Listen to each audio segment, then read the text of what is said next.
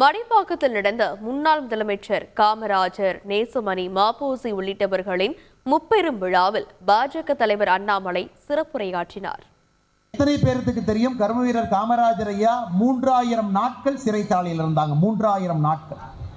இந்தியாவினுடைய சுதந்திர போராட்டத்திற்காக ஒரு தலைவர். அன்னைக்கு 100 நாள் சிறைக்கு போனவங்க, 2 நாள் போனவங்களுக்கெல்லாம் ஒரு பெரிய சிலை எடுத்து தமிழகத்தில் கொண்டாடி கொண்டிருக்கின்றார்கள். அதை மாற்றி பேசுறாங்க. இவங்கெல்லாம் மீசால போனாங்க. மீசால போனதற்கான குறிப்பே இருக்காது, ஆனால் மீசால போனாங்கன்னு பேசுவாங்க.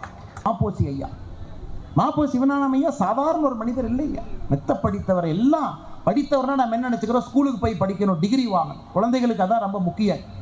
இவர்கள் எல்லாம் குறைவாக படித்து உலகத்தை அதிகமாக உலகத்திலே படித்தவர். அது சிவஞானம் ஐயா ஒரு அற்புதமான ஒரு எடுத்துக்காட்டு.